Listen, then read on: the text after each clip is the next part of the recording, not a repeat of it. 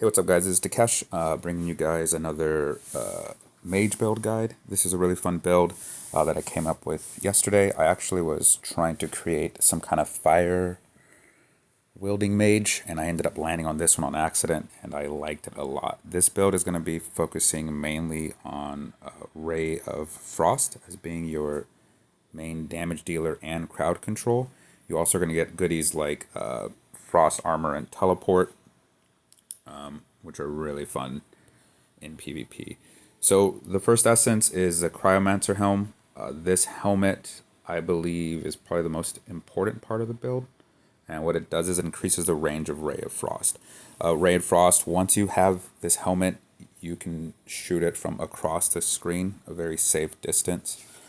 So this one is the first essence you're going to want for your helmet. The next one is the Fanciful Finesse. This one's also pretty fun. Ray of Frost now dissipates into a cloud of frost against the first enemy it hits.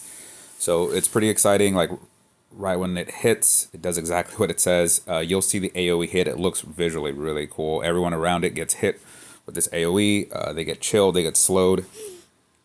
Really, really good. Next one is the Horror Frost Boulders. This one's fantastic as well. This one will increase your critical hit chance against chilled and frozen targets by 66.5%. Critical chance in PvP is extremely important. That is where you get the amplifier from armor penetration.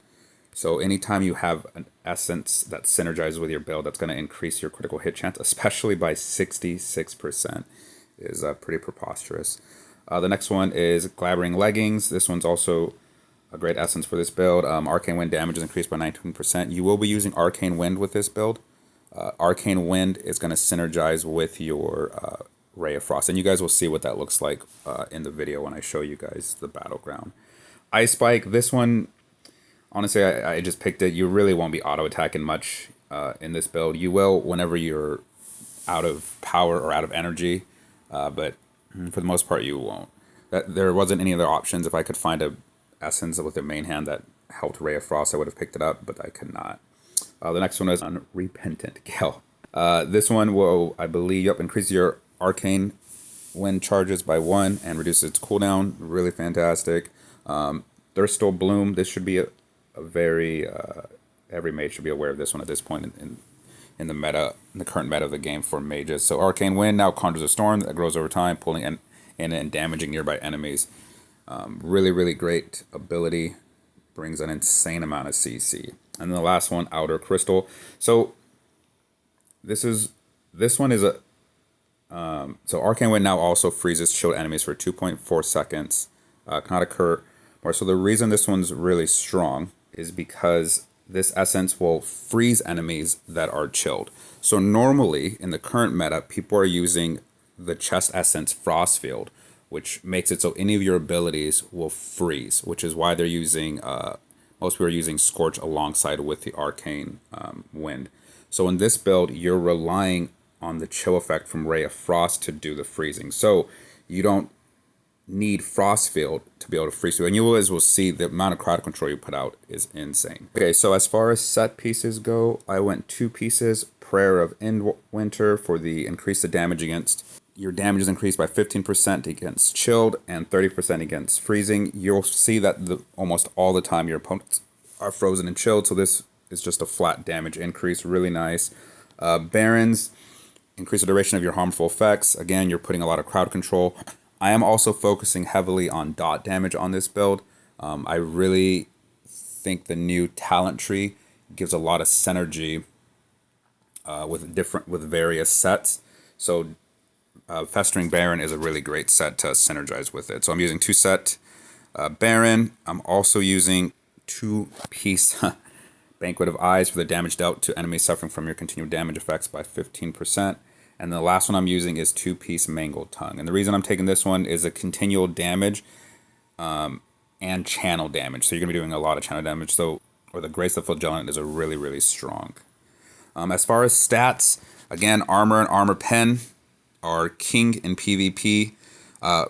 As a mage, for most classes, folks, my potency resistance are insanely low. I failed terribly in how I was gearing up my character. I should have been putting way more focus. My goal is hopefully in the next month or so I can catch my potency up. The nice thing is citrines and topazes on my server are going for like 100, so I can get them pretty cheap. Also, I'll probably use my alts to sell citrines and topazes at like 50 plat each. So you really want to get your potency and resistance up for this build because you're focusing so much on CC. That being said, pretty much in every PvP spec, potency and resistance need to be high. Again, I'll say it so no one gets confused. Armor and armor pen are still king. Okay, you still need those. As far as the curse properties, you're going to want 6... I was switching some legendaries. I should have 6 pieces. You're going to want 6-piece Atroped. I'm saying it wrong. But when you deal continual damage to an enemy, a dark field will appear under them, dealing 24% of your damage every 6 seconds. This actually lands pretty well, and you will see in the Battleground clip that I do, the opponents are constantly being pulled in and frozen. This will appear and they cannot move out of it. So this is just free damage. So make sure you do, in fact, get this on all your, get the 6-piece. And then maybe for the other 2, you can probably do lashed, and you'll be just fine. Let me show you guys the Paragon tree. As far as the Paragon goes, I am using Deterioration, continued damage from your harmful effects increased by 10%. Rupture, enemy suffering from 3 of your continuous damage effects. Explode, dealing 32.5% of your base damage. And then Contagion as well. This one spreads a dot. Unfortunately, it does reduce the damage, but I mean, damage is damage. Unfortunately, it reduces it, but it's still being spread, which is really, really nice.